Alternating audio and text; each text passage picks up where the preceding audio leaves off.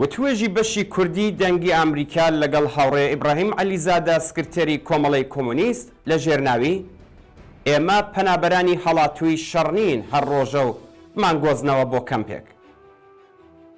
سکرتێری کۆمەڵەی کۆمونیستی ئێران ڕایدەگەیەنێت شاری ئێران لەسەر حکوومەتی هەرێم بۆ گواستنەوەی ئەندام و بنەماڵەی حیزبە کوردیە ئۆپۆزیسیۆنەکانی ئێران بۆ کەمپی پەنابەران شەڕێکی دەرونیە. وەیە بڕیارەکە لەلای ئەوان جێگەی قبوڵ نییە و لێدانێکی گەورەشە بۆ هەرێمی کوردستان.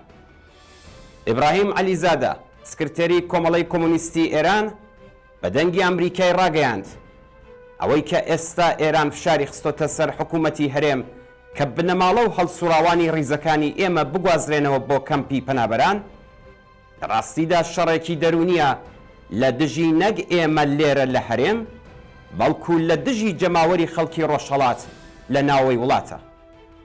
ئەگینا تا ئێستاش چەند جار بەرپرسانی باڵای عێراق ڕایانگەیاندووە کە بڕگە سەرەکیەکانی ڕێکەوتنەکە جێبەجێ کراون و ڕەزامەندیان لەو بابەتە دەربڕیوە. وتێشی چۆڵکردنی ئەو شوێنە لەلایەن ئێمەوە قابلی قبوڵ نییە. جێبەجێکردنی ئەو داوای ئێران دەبێتە برینێکی قوڵ کە بە ئاسانی چارەسەر ناکرێت و هەرێمی کوردستان زەرەرمەندی یەکەم دەبێت. مێژووی هاوبەشی نێوان ئەو دوو پارچەیە بە ئاسانی بەدەست نهاتووە کە کەس بتوانێت بە ئاسانی گەمەی پێ بکات.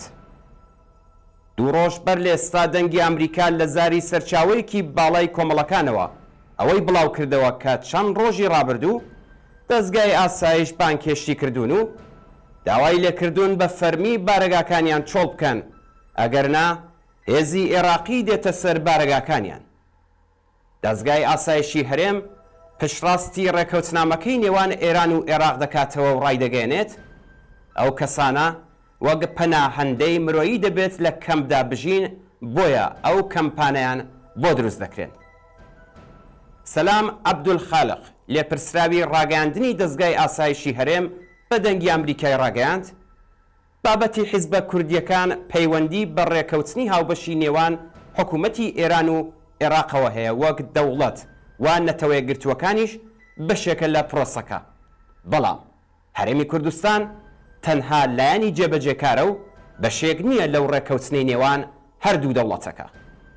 وتیشی بەپێی بڕگەی سێی ڕێکەوتنەکە کەمپێک دروست بکرێت لە کۆیەکە ئەندامان و خێزانی حیزبە کوردیەکانی تێدا کۆ بکرێتەوە و ڕاستەوخۆ UN خۆی سەرپەرشتی بکات و تەنانەت لەقێکی UN لە کەمپەکەدا بوونی هەبێت. کەمپەکە سەرجەم خزمەتگوزاریەکان لەخۆ بگرێت. بۆ بابەتی زرگوێزیش لەبەر نەشیاوی ناوچەکە بۆ دروستکردنی کەمپ لە ئێستادا بیری لێ دەکرێتەوە ئاخۆ کەمپ لە زرگوێز یاخۆت لە ناوچەیەکی تر دروست بکرێت و نیشتەجێ بکرێن. ئەم پرسە تەواو پەیوەستە بە ڕێکەوتنی هاوبەشی نێوان ئێران و عێراق وەکو دەوڵەت. بەڵام ئێمە وەک هەرێمی کوردستان و دەستگای ئاسایش بڕیارەکە جێبەجێ دەکەین. شارەکانی ئێران بۆ چەککردنی هێزە کوردیەکان لە دوای ڕووداوەکانی شۆڕشی ژینا ئەمینی و هێرشەکانی 2 ساڵی ڕابردووی ئێران بۆ سەر ئەو حیزبانە دەستی پێکردووە و ڕێکەوتنی ئەمنی نێوان ئێران و عێراقی بە دوای خۆی داهێنا. عەلی شەمخانی ئەمینداری باڵای ئاسایشی نەتەوەیی ئێران لە کۆتایی مانگی سەی 2023دا سەردانی عێراقی کردو لەگەڵ قاسم ئەعرەجی ڕاوێژکاری ئاسایشی نەتەوەیی عێراق ڕێکەوتنامەیەکی ئەمنیان واژۆ کرد تایبەت بە ئاسایشی سنوورەکانی نێوان هەردوو وڵات و سنووردارکردنی جموجۆڵی حیزبەکانی کوردستانی ئێران. لە دوای چەند جارێک هێرشی ئێران بۆ سەر بارەگای حیزبە کوردیەکان لە مانگی نوێی 2022دا حکوومەتی ئێران ڕۆژی 19 نوێی 2023 وەکو دواوادە بۆ چەککردن و داخستنی بارەگای حیزبە کوردیەکانی ئۆپۆزیسیۆنی دانابوو. بەڵام پێش ئەو وادەیە لەلایەن عێراق و هەرێمی کوردستانەوە هێزە کوردیەکان لە ناوچە سنووریەکان کێشرانەوە. هێزەکانیشیان لە کەمپەکانی زرگوێز و کۆیە و ناوچەکانی تر چەکران. بەڕای سکرتێری کۆمەڵە شارەکانی ئێران بەشێکن لە پلانی هەردوو وڵاتی ئێران و تورکیا بۆ لێدان لە دەستکەوتە نەتەوەیەکانی کورد و بە تایبەتیش قەوارەی هەرێمی کوردستان.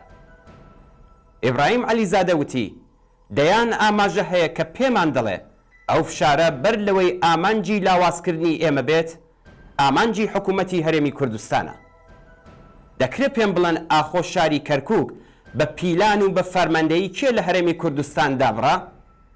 دەکرێت پێم بڵێن کێ لە پشتەوەی بڕیارە یەک لە دوای یەکەکانی دادگای فدراڵی عێراقا بۆ بچووکردنەوەی قەوارەی ئەو هەرێمە؟ هەردوو دەوڵەتی تورکیا و ئێران چاویان بە هیچ ئاستێک لە ئازادی و لە ژیانی ئاسوودە بۆ خەڵکی کورد لە هیچ پارچەیەک هەڵنایەت. هەر بۆیە لێرە فشار بۆ حکومەتی هەرێم دێنن بۆ ئەوەی وای لێ بکەن کە لە خەڵکەکەی خۆی بێگانە بێت نەتوانێت ببێت بە ئولگو بۆ هیچ پارچەیەکی کوردستان. پێم سەیرە بۆچی دەبێت کەسانێک لەو هەرێمە هەبن کە ئەو حەقیقەتە سادەیە نەبینن. وتیشی بە دەستگاکانی هەرێممان وتووە ئێمە ناچینە ژێرباری ئەو داوایە. بەخۆشیەوە ئەوانیش دەرگای گفتوگۆیان لەگەڵمان لەسەر ئەو بابەتە دانەخستووە و هیوادارم ڕێگە چارەیەکی شیاوی بۆ بدۆزینەوە. پێویستە ئەوەش بڵێم کە ئێمە ئاسۆمان لەو دی و لە ڕۆژهەڵات ڕوونە. گۆڕانکاری لە ئێران چارە هەڵنەگرە و زەمەن لە بەرژەوەندی ئێمەدایە. لانیکەم شۆڕشی ژینا دەبێ ئەوەی بە هەمووان سەلمان دەبێ. ئێمە پەنابەرانی هەڵاتووی شەڕنین کە هەر ڕۆژە بمانگۆزنەوە بۆ کەمپێک. ئێمە لە تاڵی و سوێری خەباتێکی 50 ساڵە هاتووینەتە دەر.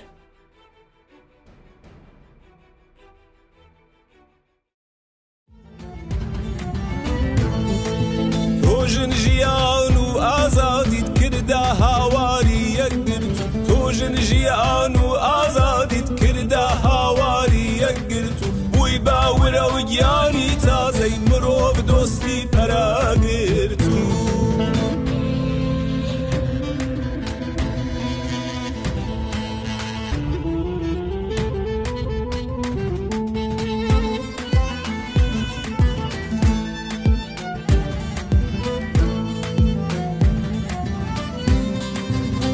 چە خوێناو یەکەی بەربەت بوو بە ئاڵای هاواری سوود باڵات بوو باڵێ نیشان دەرشکاندی شەقڵی چی سنوور تۆژن ژیان و ئازادیت کردا هاواری یەکگرت و بووی باورە و گیانی تازەی مرۆڤ دۆستی پەراگرت و تۆژن ژیان و ئازادیت کردا هاواری یەکگرت و بووی باورە و گیانی تازەی مرۆڤ دۆستی پەراگرت و